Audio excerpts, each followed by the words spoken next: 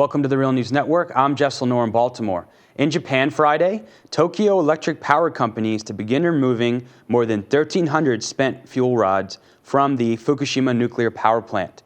Anti-nuclear activist Harvey Wasserman writes this is humankind's most dangerous moment since the Cuban Missile Crisis. Now joining us to discuss this is Arjun Makhijani. He's a nuclear and electrical engineer, president of the Institute for Energy and Environmental Research. Welcome back to the Real News Network, Dr. Makhijani. Thanks very much for asking me back.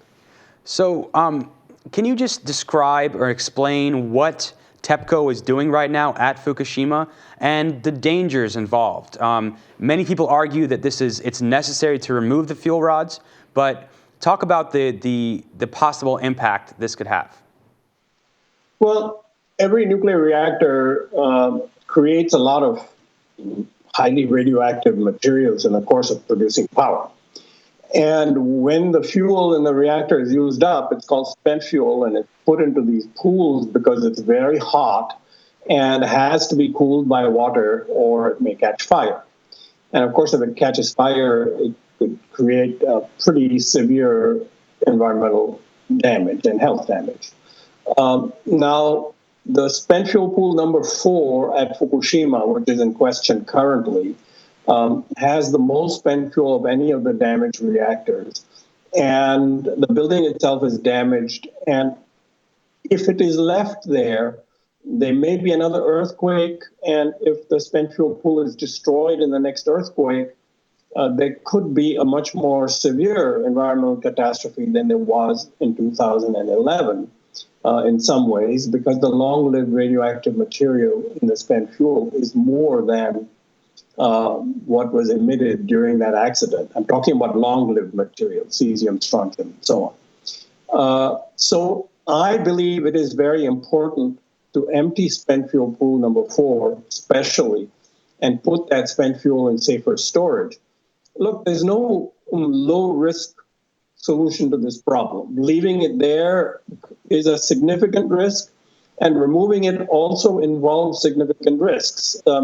The spent fuel may be difficult to dislodge because it's no longer in its proper original position. The fuel rods may break, and the fuel may wind up at the bottom of the reactor, spent fuel pool. There may be an accidental criticality. I haven't examined their plans in detail, but I do think it is very essential to remove this spent fuel because, in my judgment, the bigger danger is leaving it there and waiting for the earthquake to happen. It's unfortunate that TEPCO has not been a very good manager. It has mismanaged this accident. And I wish there had been more oversight, including international oversight, before this step was taken. I personally do not know how good or adequate or inadequate these plans may be and how well they've understood exactly what they're doing. TEPCO doesn't inspire a lot of confidence, that's for sure, but I hope everything goes well tomorrow. And, there's been growing concern, as you mentioned, there's been many reasons to be worried about how TEPCO is handling this, and international pressure is growing for the Japanese government to be more transparent, for TEPCO to be more transparent. What has been the international response, and do you think that TEPCO and the Japanese administration should be more transparent?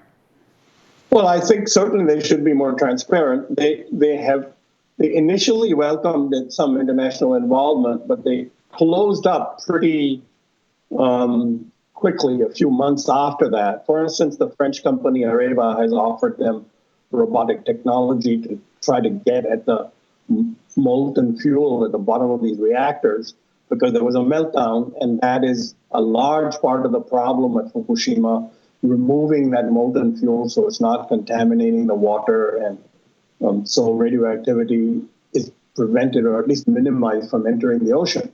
But they have refused this international cooperation, at least so far. I don't know what has happened in the last couple of months, but at least until this summer, there hadn't been cooperation on this front. I think the Japanese government has been more focused until this summer on reopening the shutdown reactors in Japan than on dealing with Fukushima, if one is to go by the number of public meetings they've held on Fukushima compared to the public meetings they held on reopening the reactors. So I don't think the Japanese government has been focused enough on this. Certainly they are appropriating a lot of money, but this is a complicated problem. There's a money component and there are a lot of technical oversight components that need to be fulfilled. And unfortunately, we are in a situation where it's going to be a fingers crossed situation where, where they need to do everything they can to make sure they don't have another serious problem tomorrow. Thank you so much for joining us.